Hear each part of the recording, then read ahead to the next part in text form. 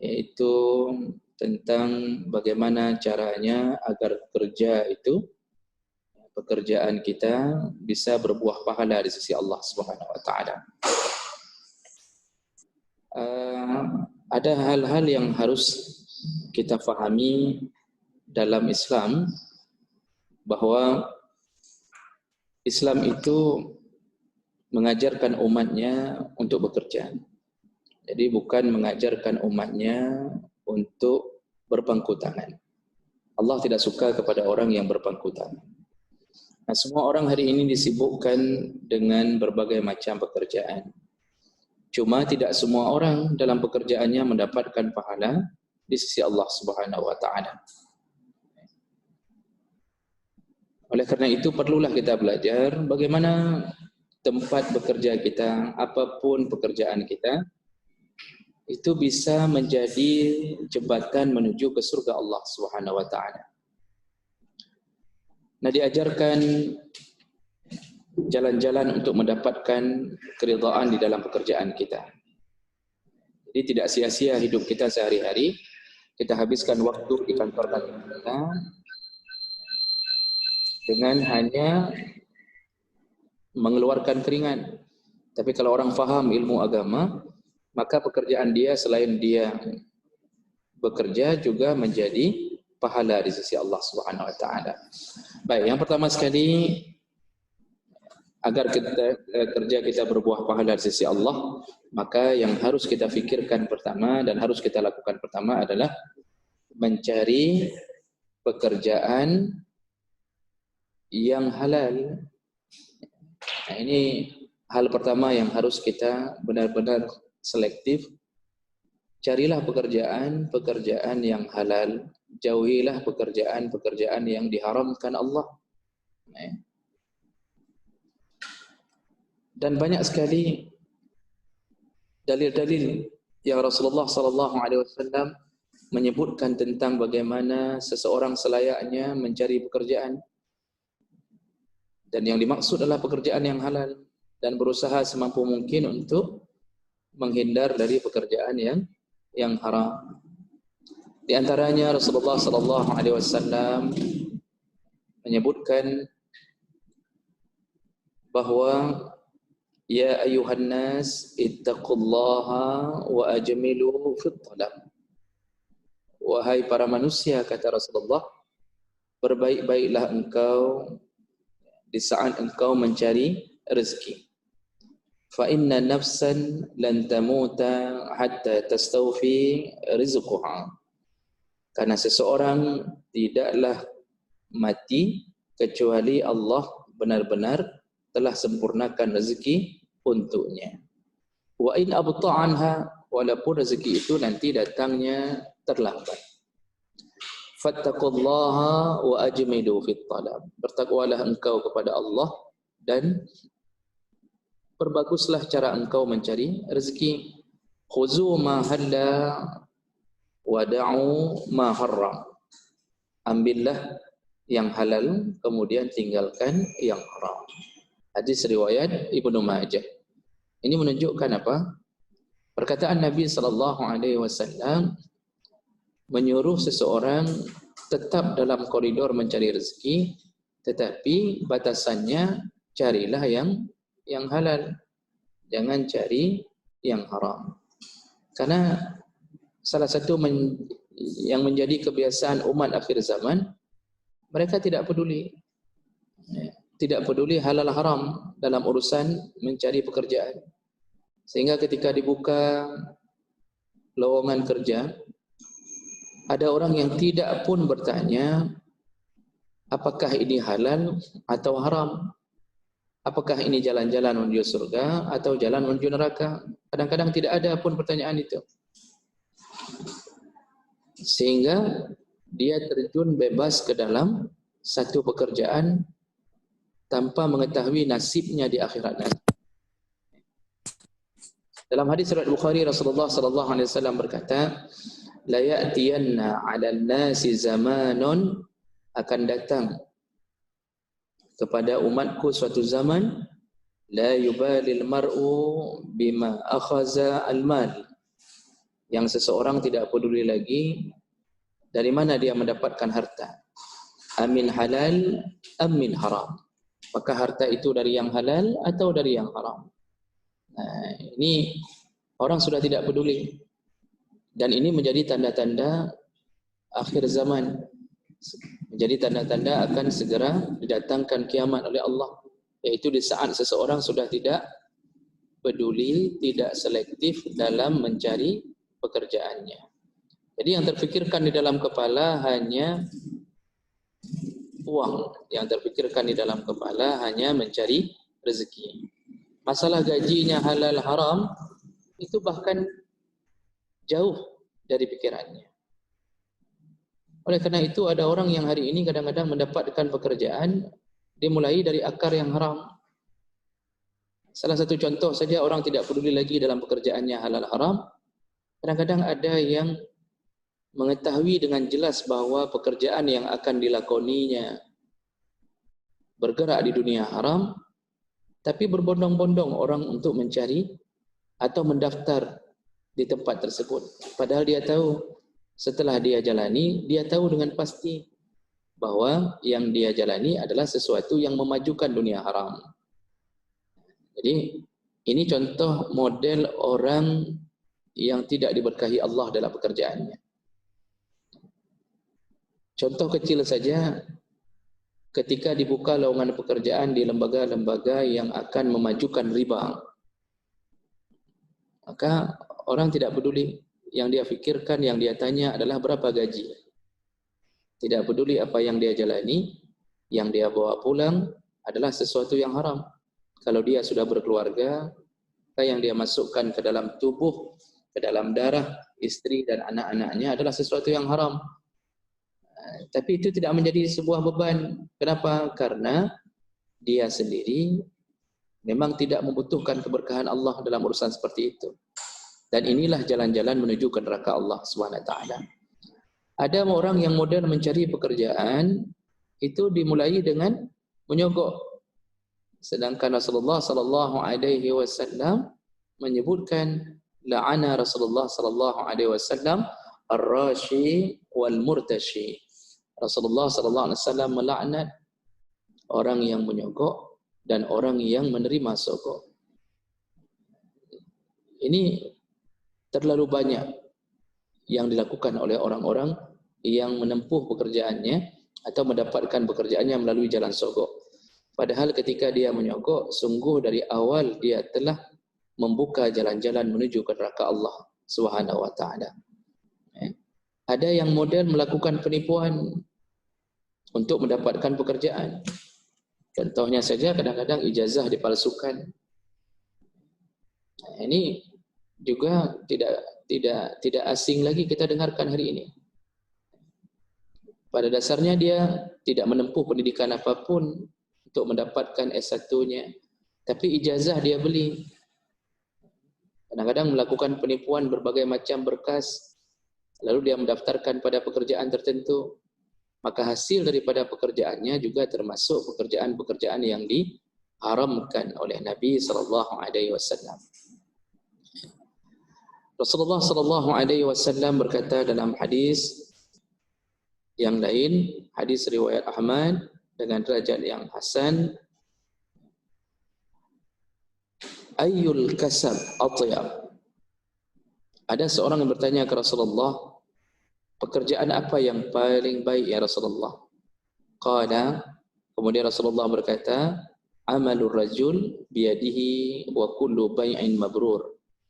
Pekerjaan yang paling baik itu adalah apabila seseorang bekerja dengan tangannya sendiri dan melakukan bisnis yang mabrur. Nah, pertama yang dipuji oleh Rasulullah adalah orang-orang yang bekerja dengan tangannya sendiri. Maksud bekerja dengan tangannya sendiri, dia tidak berpangku tangan, dia tidak berusaha menadahkan tangannya, tapi dia betul-betul berusaha kerja keras untuk mendapatkan gaji.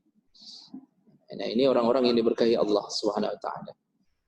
Nah, kemudian ada ujung hadis menyebutkan wa kullu bai'in mabrur, setiap jual beli yang mabrur atau bisnis-bisnis yang berkahi. Bisnis-bisnis yang dianggap baik oleh agama. Maksud bisnis yang dianggap baik oleh agama adalah jangan sampai bekerja di tempat-tempat yang dilaknat, tempat-tempat yang kira-kira Allah marah, Nabi melaknat. Apakah tempat penjualan khamar, ataukah bekerja dengan mengedarkan narkoba, atau melakukan pekerjaan yang hasil pekerjaan tersebut menyebabkan banyak orang tersesat. Banyak orang yang kadang-kadang melakukan maksiat secara berjamaah. Contohnya kita ikut membantu majunya dunia riba tadi. Kita membuka kadang-kadang bisnis seperti koperasi simpan pinjam, lalu kemudian kita memberikan lowongan pekerjaan kepada orang lain atau kita sendiri yang bekerja, dan orang lain mulai tergiur untuk meminjam sesuatu dari koperasi kita, dan lalu kita minta bayaran melebihi daripada jumlah pinjaman. Ini bisnis apa ini? Ini bisnis terlaknat di sisi Allah Subhanahu wa taala. Ada juga yang berbisnis dengan memproduksi barang-barang yang diharamkan Allah. Contohnya kita sebagai orang yang memproduksi pembuatan patung, lukisan, yang kita sudah tahu dengan jelas bahwa patung dan lukisan itu adalah sesuatu yang diharamkan dalam Islam. Sampai Rasulullah mengatakan la yadkhulul jannah la tadkhulul malaikatu baitan fihi kalbun wala surah. Allah Subhanahu malaikat tidak akan masuk ke dalam satu rumah yang di dalamnya ada anjing dan patung. Jadi carilah pekerjaan yang kira-kira tidak nyerempet-nyerempet ke dunia yang haram. Ada orang yang kadang-kadang kurang faham, dia memang tidak makan haram, tetapi dia memproduksi sesuatu yang haram, walaupun dia tidak memakannya, maka hukumnya sama. Rasulullah sallallahu alaihi wasallam berkata dalam hadis riwayat Abu Daud, "Innallaha harramal khamra wa samanaha." Rasulullah sallallahu alaihi wasallam mengharamkan khamar dan samanaha, dan harganya. Jadi khamarnya haram, yang melakukan jual beli khamar walaupun dia sendiri tidak mengkonsumsinya juga haram. Wa harramal maitah wa samanaha. Rasulullah mengharamkan bangkai dan juga mengharamkan harganya. Kita tidak makan bangkai, tetapi kita melakukan jual beli bangkai. Yang disebut bangkai adalah binatang-binatang yang halal dimakan, tetapi melalui proses penyembelihan. Tapi dia tidak melakukan proses seperti itu, maka itu tidak halal untuk dikonsumsi karena telah kehilangan syarat-syarat sah kehalalannya. Lalu kemudian Rasulullah juga berkata, wa harramal khinzira wa samanahu. Rasulullah mengharamkan khinzir, babi, dan harganya.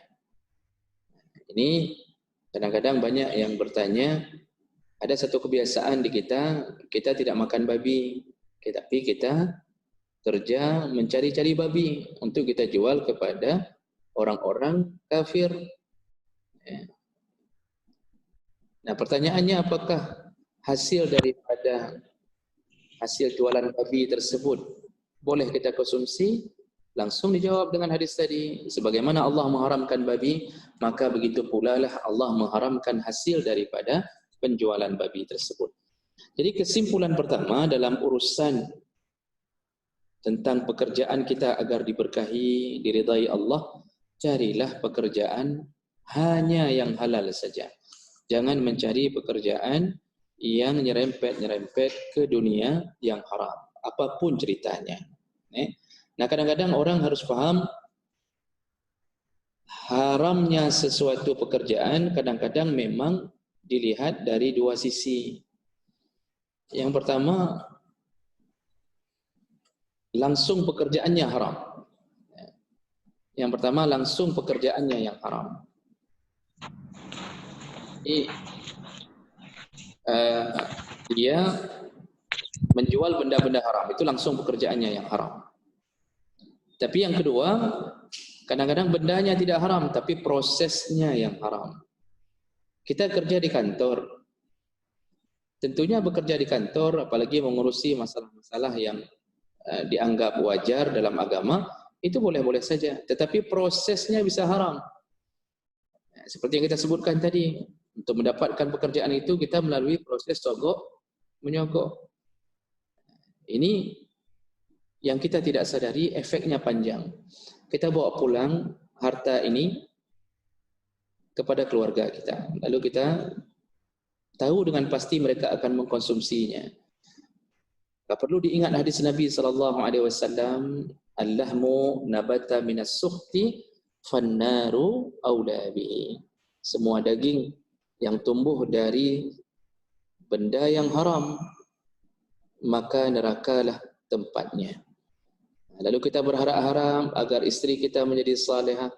Kita berharap-harap agar anak kita menjadi anak-anak yang saleh. Padahal kita telah masukkan benda yang haram ke dalam darah mereka.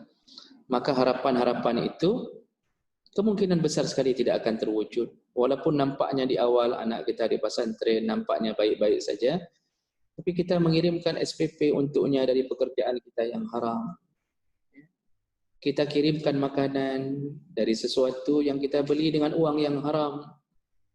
Walaupun nampaknya aman-aman di awal, tapi ketahuilah, tubuh yang telah terisi yang haram susah untuk mendekat kepada kebaikan. Ini yang perlu disadari di awal. Jadi, poin pertama yang menjadi poin penting kita untuk mendapatkan keberkahan dalam pekerjaan kita, seleksilah di waktu mencari pekerjaan. Carilah pekerjaan yang halal saja dan jangan sampai bercampur-campur dengan dunia yang haram. Itu yang pertama. Kemudian yang kedua, nanti kita ada sesi tanya jawab. Baik. Oke, baik. Berarti satu poin lagi sebelum kita melakukan tanya jawab.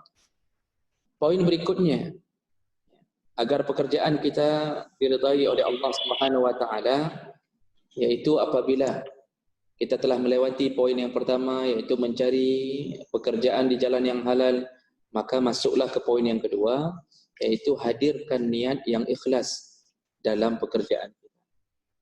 Hadirkan niat ikhlas dan baik dalam pekerjaan kita. Semua orang keluar dari kantornya di jam yang sama.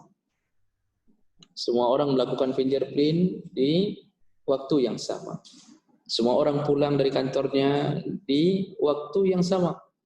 Tetapi sungguh, walaupun semua mereka melakukan hal yang sama, tetapi apa yang mereka dapatkan dari pekerjaan mereka tentunya berbeda-beda tergantung dengan niat masing-masing. Makanya sandaran dari sebuah amal, Rasulullah mengatakan innamal a'malu binniyat. Pekerjaan itu selalu didasari oleh niat apa yang bergerak. Ya. Niat apa yang mendorong pekerjaan kita. Maka perlu dipahami, agar pekerjaan kita ini bermakna di sisi Allah dan berpahala di sisi Allah, maka hadirkan niat ikhlas. Hadirkan niat untuk menafkahi keluarga karena Allah yang suruh. Kemudian hadirkan niat agar dengan pekerjaan kita terhindar dari jalan meminta-minta atau meminta hibah dan sedekah dari orang lain. Jadi dengan bekerja kita punya harga diri. Jadi niat-niat seperti itu harus dihadirkan. Banyak dalil-dalil yang menyebutkan tentang bagaimana hebatnya keutamaan orang-orang yang mencari nafkah atau mencari pekerjaan kalau dia niatkan ikhlas karena Allah Subhanahu wa taala. Di antaranya Rasulullah sallallahu alaihi wasallam berkata, dinarun anfaqtahu fi sabilillah, satu dinar yang engkau keluarkan di jalan Allah, wa dinarun anfaqtahu fi raqabatin, satu dinar yang engkau infakkan kepada budakmu, wa dinarun tasaddaqta bihi ala miskin, dan 1 dinar yang engkau infakkan kepada yang si miskin, wa dinarun anfaqtahu ala ahlik, dan 1 dinar yang engkau infakkan kepada keluargamu, a'zamuha ajran allazi anfaqtahu ala ahlik, yang paling besar pahalanya adalah nafkah yang engkau berikan kepada keluargamu. Ini hadis riwayat Muslim. Ini menunjukkan apa? Bahwa dengan bekerja lalu kita berniat bahwa kita bekerja ini untuk mencari nafkah yang Allah suruh kepada kita sebagai seorang suami untuk menghidupkan anak-anak dan isteri kita karena Allah, maka semua pekerjaan itu ternyata dihitung berpahala besar. Jadi enggak sia-sia kita keluar dari kantor dari rumah untuk menuju ke kantor setiap hari, enggak sia-sia apapun pekerjaan kita. Nah, dalam hadis yang lain Rasulullah sallallahu alaihi wasallam menyebutkan dari Sa'ad bin Abi Waqqas, innaka lan tunfiq nafaqatan tabtaghi biha wajh Allah illa ujirta 'alaiha. Sungguh kalau engkau menginfakkan hasil dari pekerjaanmu dengan tujuan mengharapkan ridha Allah, maka engkau pasti mendapatkan pahala darinya. Hatta ma taj'alu fi imra'atik, sampai 1 suapan yang engkau berikan kepada istrimu dihitung pahala oleh Allah. 1 suapan saja berpahala di sisi Allah Subhanahu wa taala.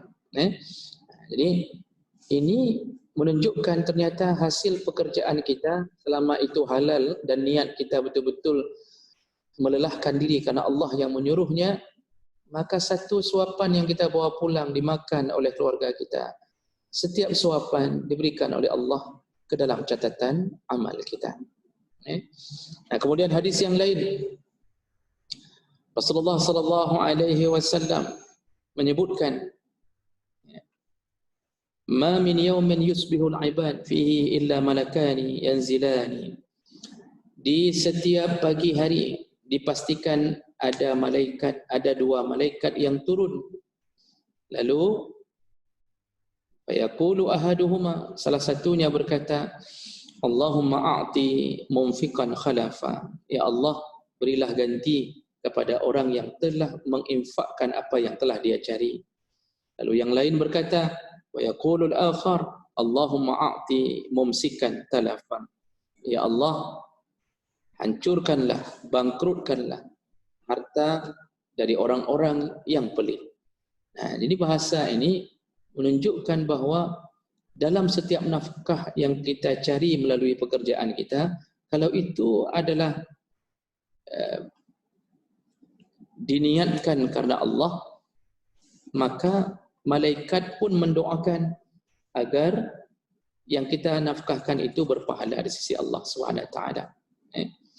Nah, kemudian hadis yang terakhir tentang sebaiknya seseorang menghadirkan niat karena Allah agar pekerjaannya diridhai Allah, bahwa dengan mencari sesuatu yang halal lalu kita sengaja menginfakkannya kepada siapapun, itu bisa menyebabkan terhalangnya kita dari siksa neraka.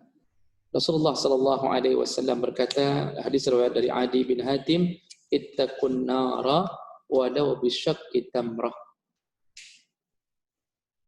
Takutlah engkau kepada Allah, takutlah engkau daripada api neraka, atau maksudnya jauhkan dirimu dari api neraka walaupun hanya dengan memberikan 1 biji kurma kepada orang lain. Nah, 1 biji kurma ini tentunya tidak bisa dihasilkan begitu saja kecuali dengan bekerja. Nah, kalau begitu, kalau kita hubungkan bekerja ini lalu hasil pekerjaan kita infakkan kepada siapa saja, itu bisa membuat Allah Subhanahu wa taala membatasi, memagari antara kita dengan nerakanya. Jadi inilah hebatnya orang-orang yang bekerja kemudian meniatkan ikhlas dan meniatkan kebaikan karena Allah Subhanahu wa taala. Jadi mudah-mudahan dengan pekerjaan kita ini kita bisa terhindar dari kehidupan yang terhina seperti mencari-cari sedekah, ya, atau kita menjadi peminta-minta di tengah jalan. Dan dengan pekerjaan kita ini, kalau kita niatkan ke Allah, maka setiap langkah kaki kita ditulis pahalanya oleh Allah. Lalu kemudian apa yang kita bawa pulang juga dicatat pahalanya oleh Allah. Dan apa yang kita lakukan tentunya bisa menyebabkan kita terhindar dari api neraka. Baik, ini 2 poin dulu untuk hari ini, bahwa jalan-jalan untuk menuju agar pekerjaan kita diberkahi dan mendapat pahala. Tadi yang pertama adalah carilah pekerjaan yang halal, jauhi pekerjaan yang haram, dan kemudian kalau sudah mendapatkan pekerjaan yang halal, maka hadirkan niat sehari-hari kita dalam menjalaninya, ikhlas karena Allah, dan hadirkan niat baik untuk memberi nafkah kepada keluarga dan kepada orang-orang yang kita wajib tanggung nafkahnya, dan sekaligus untuk memuliakan tubuh ini, memuliakan diri kita agar tidak menjadi peminta-minta di antara sesama manusia. Baik, saya berhenti di sini sementara. Mungkin ada hal dalam report kita, dalam report waktu analisis pasien, kan dijelaskan bahwasanya ada pasien nomor sekian sakitnya keluhan ini, dan baik, terima kasih.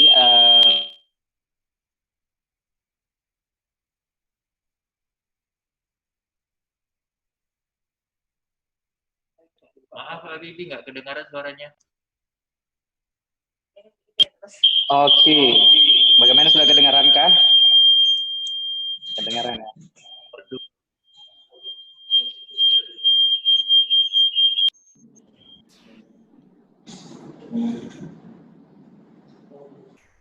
Ini ruangan matiin satu. bagaimana ada yang ditanyakan? Sudah kedengaran suara saya ya? Boleh. Ingin bertanya silakan diketik di kolom chat. Dan tadi ada pertanyaan yang pertama, yaitu bagaimana hukumnya memajang foto sendiri di rumah, bahkan ada yang mencetaknya sebesar diri dia sendiri. Itu bagaimana Ustaz? baik. Langsung saya jawab pertanyaan pertama tadi. Mungkin karena kita tadi sempat menyinggung salah satu pekerjaan yang diharamkan adalah memproduksi sesuatu yang diharamkan oleh Allah dan Nabi, yaitu tentang patung, lukisan. Nah, ini pertanyaannya, bagaimana dengan memajang foto? Dan ini lebih spesifik ya pertanyaannya tentang foto. Dalam kalangan jumhur ulama, foto ini tidak termasuk lukisan. Dalam pandangan hukum, foto tidak termasuk ke dalam lukisan karena dia tidak dilukis. Ya, cara kerjanya berbeda. Dia tidak dilukis, dia hanya diambil atau dijepret bahasa kita, bayangan dari seseorang dengan sistem maya terbalik. Jadi pada intinya dia tidak dilukis, tapi mengambil gambar bayangan seseorang, dicuci, lalu ditampilkan. Nah, jadi foto sendiri mau sebesar apapun, insya Allah kalau dalam pandangan hukum masih dibolehkan, karena jumhur ulama mengatakan itu tidak termasuk ke dalam lukisan yang diharamkan. Tetapi ada hal yang harus ditinjau ulang apabila foto tersebut jatuh ke dalam bab hukum yang lain, yaitu dengan memajang foto-foto yang menimbulkan fitnah. Contohnya seorang perempuan memajang foto dirinya baik di dinding rumah ataupun di dinding Facebook, lalu dinikmati foto itu oleh orang banyak. Gara-gara foto dia orang nggak bisa tidur, atau ada yang terlalu lelap tidur gara-gara fotonya, dan orang mulai membayang-bayangkan isi foto tersebut. Nah, ini berarti foto secara hukum tidak bermasalah, tapi jatuh ke dalam dosa yang lain, yaitu menimbulkan fitnah dari fotonya. Kira-kira itu dari pertanyaan pertama tadi. Berikutnya masih ada? Terima kasih Ustaz. Masih ada di Ustaz, ada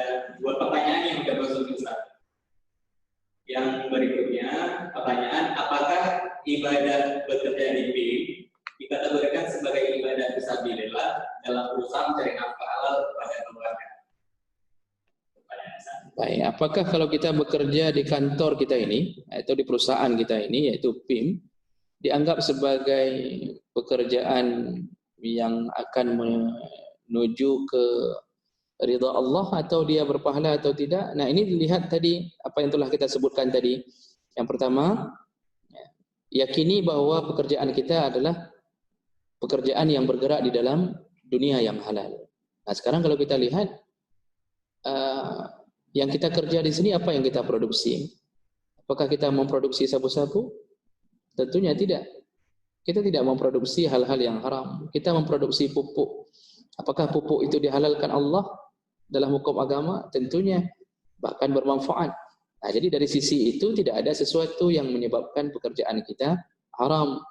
Nah, kemudian yang berikutnya tergantung dengan proses kita bekerja.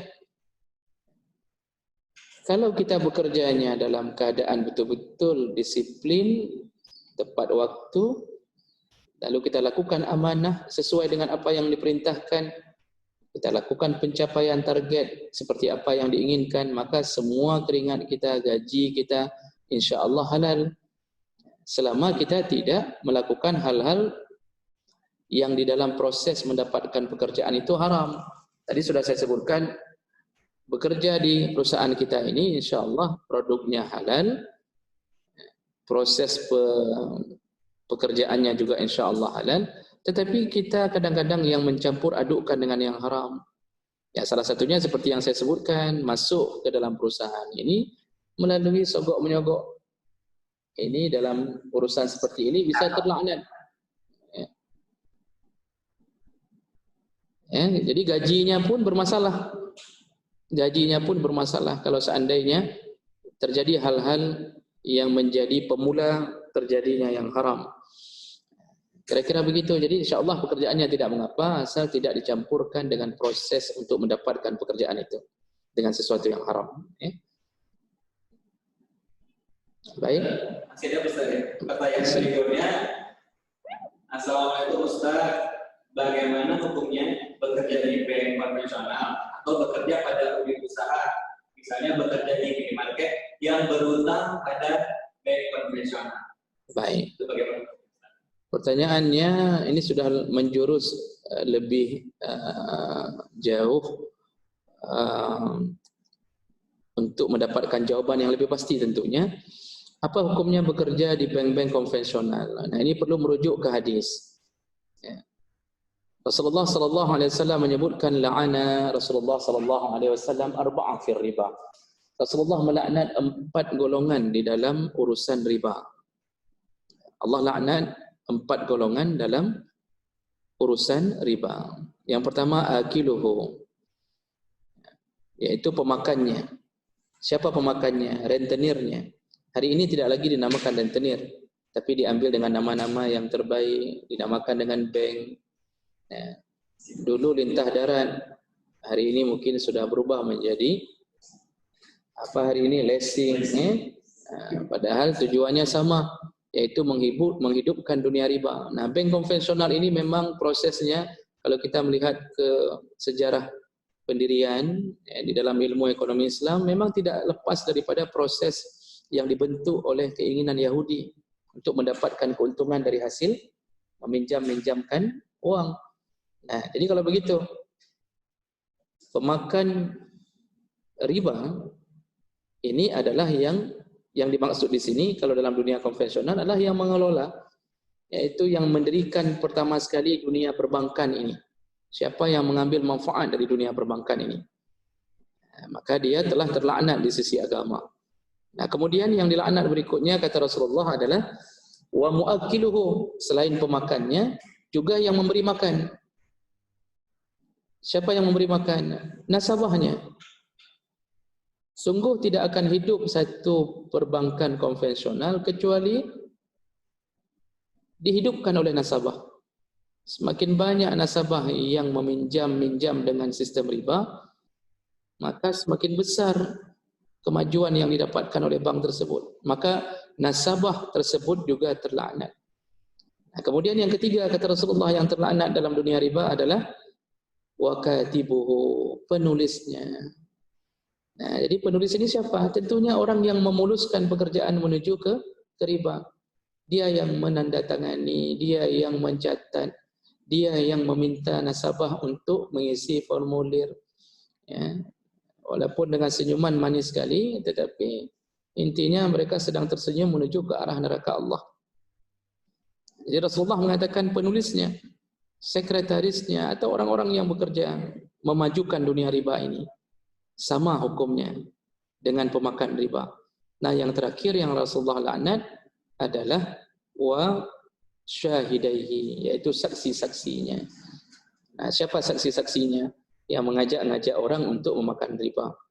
Dalam bahasa hari ini yang lebih keren yaitu outsourcing, yaitu mendatangi sekolah-sekolah, mendatangi tempat-tempat, mengajak-ngajak orang untuk mendatangi tempat-tempat riba.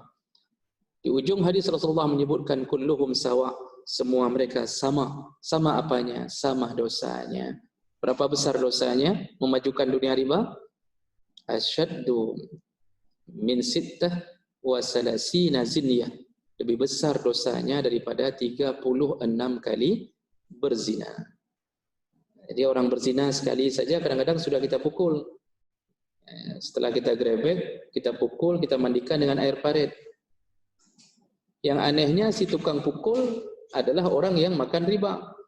Tukang pukulnya sudah lebih daripada 36 kali berzina dosanya. Tapi begitu pede memukul orang yang baru sekali berzina. Nah, jadi berhati-hatilah bekerja di tempat-tempat yang kita tahu pasti bahwa kita akan terjebak untuk memajukan hal-hal yang diharamkan Allah Subhanahu wa taala. Jadi itu hukum bekerja di dalam bank konvensional. Bagi yang sudah bekerja, jangan sampai ditipu oleh syaitan dengan mengulang-ulang kalimat begitu susahnya cari kerja. Kenapa begitu mudahnya orang suruh keluar padahal waktu tes saja susah sekali. Ini jangan sampai ditipu oleh syaitan, karena syaitan ingin menanamkan kaki kita terus-terusan di dalam yang haram. Jadi apa yang harus kita lakukan? Persiapkan diri, niat yang kuat, segera cari alternatif-alternatif yang lain. Allah tunggu kita di tempat yang halal. Dan Allah akan jamin kita hidup dengan dunia yang penuh keberkahan apabila kita keluar dari pekerjaan haram dengan niat karena Allah Subhanahu wa taala. Jadi sambungan pertanyaannya apa?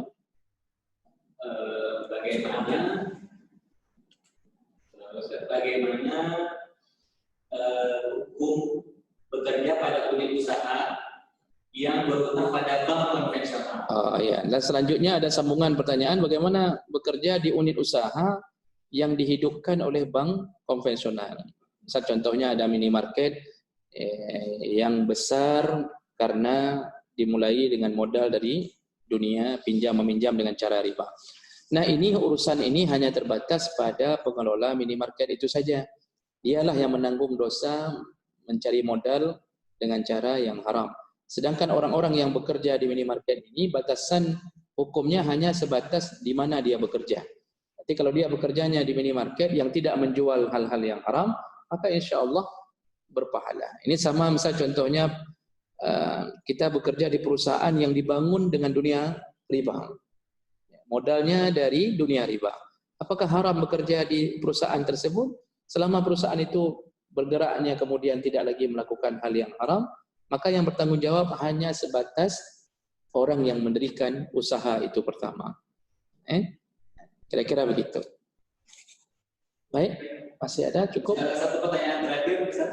Ya, boleh, silakan kalau ada. Bisa ya. Satu pertanyaan lagi saya, pertanyaan terakhir.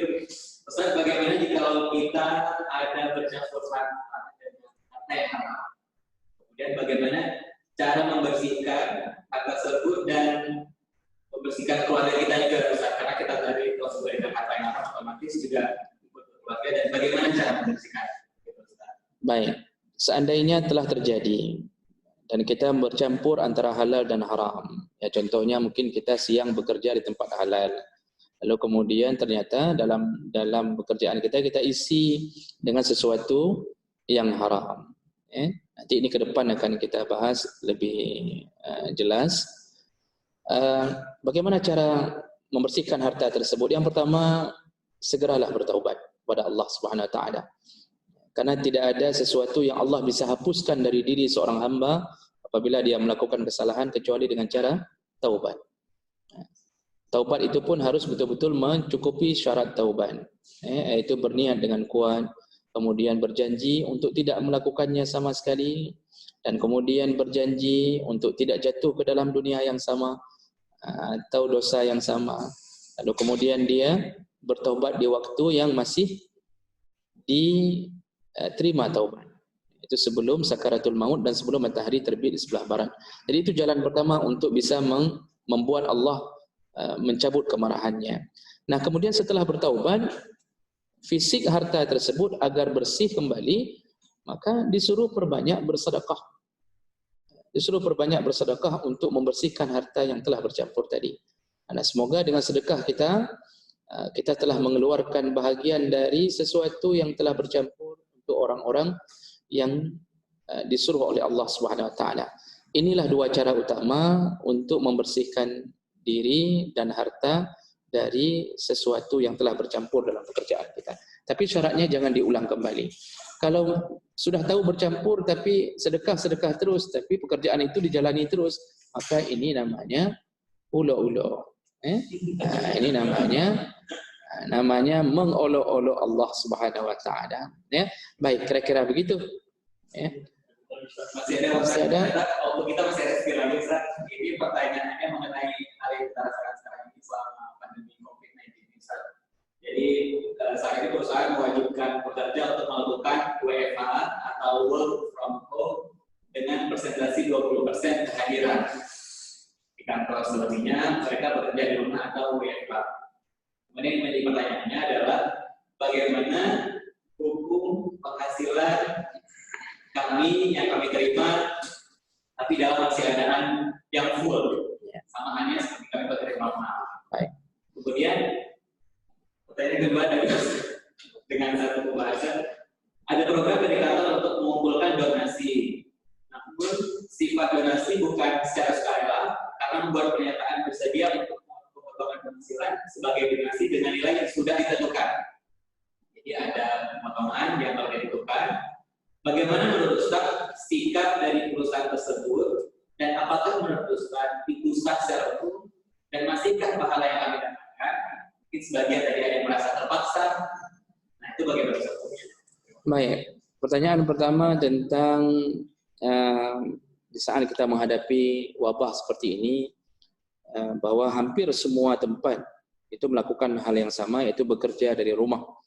Nah, jadi kita persentase kehadiran di kantor hanya 20%, tapi gaji tidak dipotong, gaji penuh. Nah, apakah gaji itu masih halal sedangkan kita tidak hadir? Nah, ini tergantung kepada keridhaan kantor. Yang membuat kebijakan adalah kantor. Selama kantor memang sudah meridai dengan membuat kebijakan tersebut, maka gaji kita pun insya-Allah halal, tidak bermasalah. Yang bermasalah kantor tidak buat kebijakan, kita tidak masuk kantor, 20% di rumah, 80% di rumah, cuma 20% di kantor. Padahal itu bukan kebijakan kantor, ini yang haram gajinya.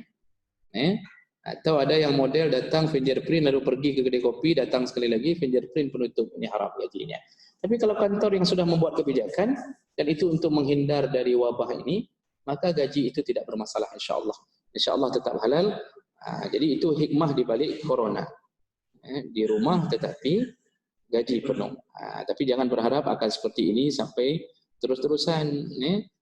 Jadi sampai ada orang yang mungkin ingin duduk di rumah terus-terusan dengan gaji penuh lalu berharap corona ini tidak hilang-hilang. Itu juga doa yang terlaknat. Nah, kemudian pertanyaan kedua. Kalau kantor membuat satu kebijakan tentang pengutipan dana. Kalau dana itu dikutip demi kebaikan, salah satu syarat pemberian itu diterima Allah adalah ikhlas. Jadi kebijakan kantor satu sisi baik, bahwa dia mengutip untuk diperuntukkan kepada fakir miskin. Cuma yang menjadi pertanyaan berikutnya, apakah sudah diminta izin kepada setiap pegawai atau karyawan izin ini tidak perlu, kadang-kadang tidak wajib dengan lisan, tapi dengan pegawai tahu secara umum bahwa kalau bekerja di sini akan ada pemotongan dan hasil pemotongan itu diperuntukkan kepada kepentingan fakir miskin contohnya. Ini keikhlasan itu bisa muncul secara umum, artinya tidak perlu ditanya satu persatu, tetapi bisa muncul secara umum dalam tanda kutip tahu sama tahu bahwa ada uangnya yang dipotong untuk fakir miskin. Nah, kita kalau sudah begini tentunya tidak ada jalan keluar lain untuk bisa membuat uang yang kita keluarkan itu berpahala kecuali kita mengikhlaskannya. Ya, apalagi kalau kita tahu betul-betul terjadi transparansi dalam proses pertanggungjawabannya. Nah, jadi ikhlaskan saja kalau memang itu sudah menjadi satu kebijakan bersama. Ya, bahkan dengan tidak mengikhlaskan, uang habis, pahala tidak dapat. Ya, jadi belajarlah untuk ikhlas, walaupun mungkin bunyinya sedikit, ada bunyi paksaan, tetapi ingat-ingat untuk apa ditujukan. Nah, jadi anggap saja kita bersedekah setiap bulannya. Baik, kira-kira begitu. Ya, kita cukupkan atau?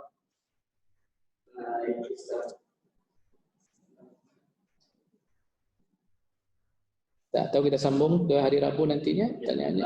Baik, Ustaz. Sayang sekali ternyata waktu kita sudah habis. Namun antusias teman-teman nanya ini ternyata cukup banyak, Ustaz. Cuma karena waktu yang terbatas. Maka insya Allah kita akan kembali melakukan kajian pada hari Rabu. Insya Allah tanggal 6 Mei 2020. Insya Allah kita announce lagi di grup ataupun di Instagram. Baik, terima kasih semua partisipan yang telah ikut berpartisipasi pada kajian hari ini. Semoga Allah memberi pahala yang berlipat. Dan kami ucapkan juga terima kasih kepada Ustadz Nazmi Hasan yang begitu setianya sehingga bisa mengisi kerja kita pada hari ini. Terima kasih bagi. Baik, demikianlah kajian pada hari ini. Insyaallah kita bertemu di Rabu tanggal 6 Mei 2020. Saya selalu semua pendiri. Assalamualaikum warahmatullahi wabarakatuh. Waalaikumsalam.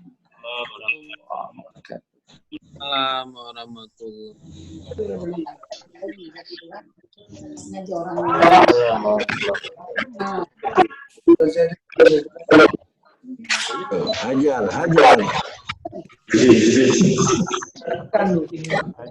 Apa ya, Bli? Saya tekan Ngasih langsung atau gimana? Di sini pun nggak ada kopi yang bisa kita minum. Kopi ada, cuma bisa minum. Ditaruh depan boleh.